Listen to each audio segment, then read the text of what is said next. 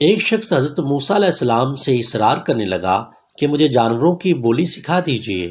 آپ نے فرمایا فضول علم کی حرص کو چھوڑو، لیکن وہ نہ مانا اور کہا اچھا صرف کتے اور مرغ جو میرے گھر میں رہتے ہیں ان کی ہی بولی سکھا دیجیے۔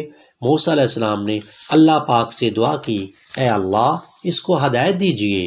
حکم ہوا کہ یہ نہیں مانتا ہے تو اس کو سکھا دو۔ چنانچہ حضرت موسیٰ علیہ السلام کی تعلیم سے اس کو زبان آ گئی۔ صبح کے وقت آزمائش کے لیے جانوروں کی بولی سننے اور سمجھنے کے لیے دروازے پر کھڑا ہوا تھا۔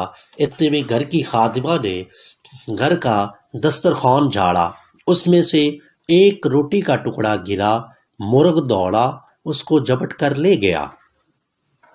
کتے نے کہا تو نے مجھ پر ظلم کیا ہے، کیونکہ تو دانا بھی کھا سکتا ہے جبکہ میں دانا کھانے سے عاجز ہوں، لہٰذا یہ ٹکڑا میرے لیے تجھے چھوڑنا چاہیے تھا۔ مرغ نے کہا گھبراؤ نہیں، کل خوب ہڈی اور گوشت کھانا تجھ کو ملے گا، کیونکہ کل مالک کا گھوڑا مر جائے گا۔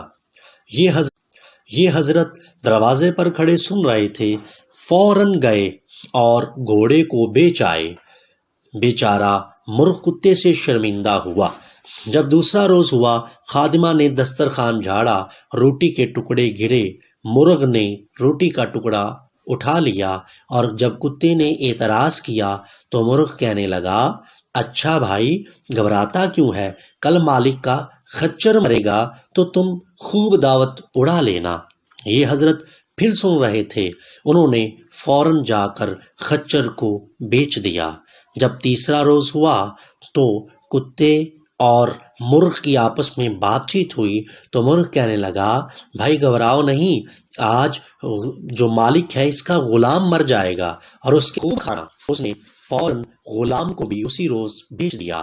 جب چوتھا روز ہوا تو مرغ نے کتے سے کہا آج ساری تکلیفیں ختم ہیں، اس لیے کہ کل خود آقا مر جائے گا اور حاضری کا خوب کھانا آئے گا، اس کے وارث جانور ذبح کریں گے، لہٰذا تم خوب پیٹ بھر کر کھا لینا۔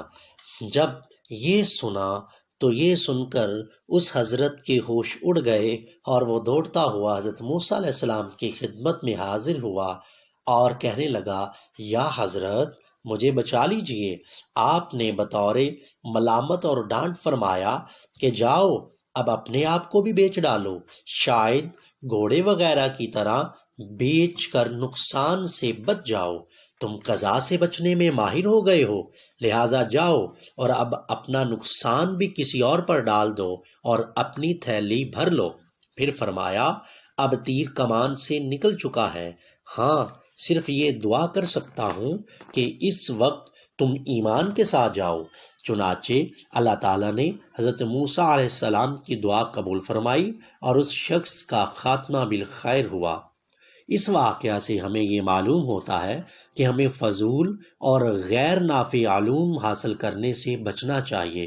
حضور علیہ الصلوۃ والسلام نے ہم کو یہ تعلیم دی ہے کہ اللہم انی اسألک علما نافعا وعملا متقبلا۔